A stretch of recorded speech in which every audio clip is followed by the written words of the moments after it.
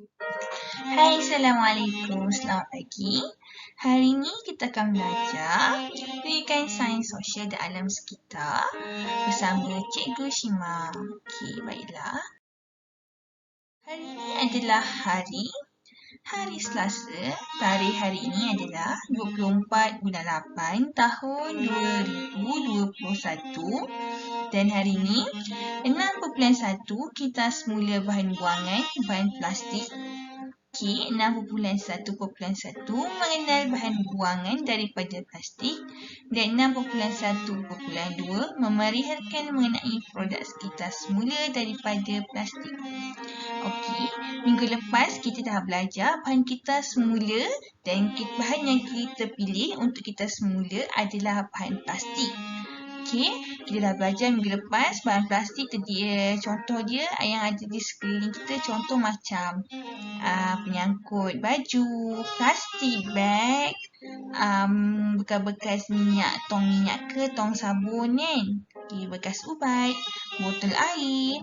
Okay, hari ni kita tengok apa lagi yang bahan yang boleh dihasilkan daripada plastik.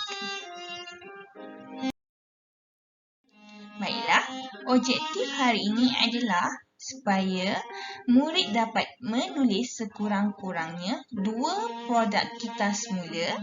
Okay, dan yang kedua adalah untuk mengenal pasti urutan proses kita semula dengan menomborkan proses dengan tepat.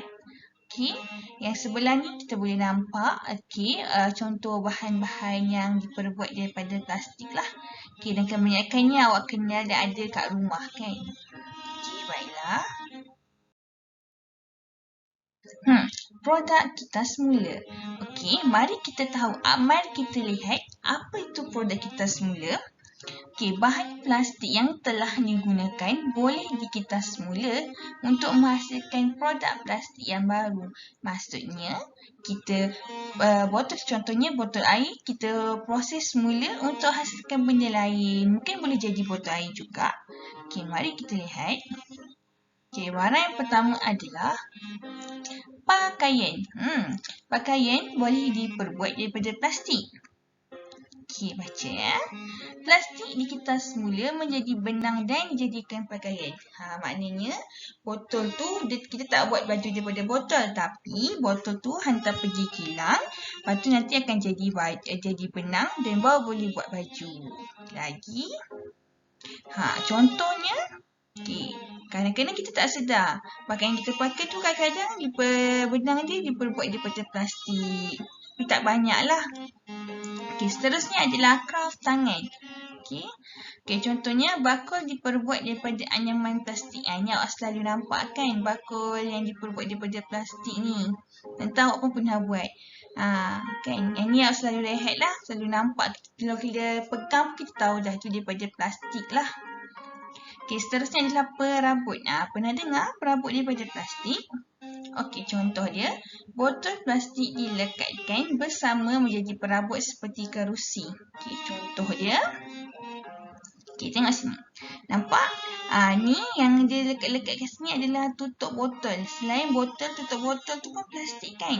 Dia guna contoh-contoh tu boleh jadi meja, ganti kaca meja. Okey, nampak tak kerusi-kerusi ni pun sama. Okey, kalau guna botol, contoh kat bawah ni. Kat bawah ni dia susun botol tu. Jadi kat tempat pelapik duduk dengan tempat menyandar. Jadi boleh duduk sambil sandar lah. Ni bawah ni contoh guna botol plastik. Dan atas ni contoh guna tutup plastik tu. Okay, apa lagi yang dibuat daripada plastik?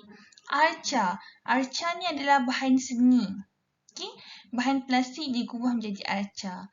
Okay, kat Malaysia ni tak nak susah sikit lah nak jumpa arca bahan plastik ni. Tapi kalau kat negara luar, kat sana banyak guna buat-buat bentuk macam ni. Kita nampak ni adalah bentuk arnab kan. Nampak ni, dia diperbuat daripada tutup dengan botol plastik. Ada straw semua. Yang ni selalu kalau kita nak tengok, kita boleh pergi tempat museum ataupun galeri. Dia banyaklah yang guna-guna tunjuk-tunjuk benda yang kita semula ni. Okay. Okey, botol tadi kita dah ambil kan? Jadi, Yang dah diasingkan tadi, dah ambil lori kilang plastik akan ambil lori kilang kita semula lah, dia akan ambil botol plastik tadi, lepas tu dia akan bawa ke kilang untuk proses. Okey, lepas tu kita tengok nombor 3, bahan buangan plastik dikisar sehingga hancur. Okey, sebab dia dah pergi, dia ambil, jadi dia akan hantar kat kilang lah, kilang untuk proses ya, bukan kilang mana-mana kilang boleh pergi. Ni adalah kilang untuk proses bahan plastik sahaja. Jadi dia akan proses bahan plastik tu dikisar sampai hancur. Dah kisar sampai hancur. Okey, serbuk plastik dijual kepada kilang-kilang untuk menghasilkan produk plastik yang baru. Okey, bila kilang yang proses tadi, dia dah proses, dia tak buat sebab dia hanya proses sahaja. Jadi, serbuk yang daripada plastik tadi, dia akan jual pula dekat kilang-kilang yang menghasilkan produk plastik yang baru. Maknanya, kilang-kilang yang guna serbuk plastik boleh beli serbuk plastik tu untuk buat benda baru. Contohnya macam tadilah, kerusi ke, baju ke, buat benang. Okay? Nak buat balik semula balgi baru, botol air baru. Okay? Itu proses dia. Okay, kelebihan produk kita semula, okay, macam kita tengok ni kat belah sini, mudah untuk didapati. Okay, kita banyak guna barang plastik, terutama kat dapur kita, banyak sangat. Okay, lagi-lagi yang kedua adalah produk ringan. Plastik, kenapa kita semula plastik? Sebab plastik ni benda yang ringan, senang kita nak buat semula, nak olah semula. Okay, yang ketiga, mengurangkan pembuangan bahan plastik. Kalau kita guna semula bahan plastik tu, jadi kita dapat mengurangkan pembelian. Bila kita tak beli, so kita taklah banyak bahan plastik. Maknanya bila tak banyak kita guna semula, kita tak adalah membuang bahan plastik yang kita beli tu. Okey, seterusnya adalah keempat, mendidik diri menjadi lebih kreatif. Bila kita semula, nampak kat gambar sebelah ni, macam-macam kita boleh buat. Kita boleh buat pastu untuk tanam pokok, kita boleh buat untuk sebagai lampu, dia punya tepi lampu hiasan, boleh buat sebagai untuk simpan alat tulis, boleh buat perhiasan rumah, macam-macam lagi boleh buat. Okey?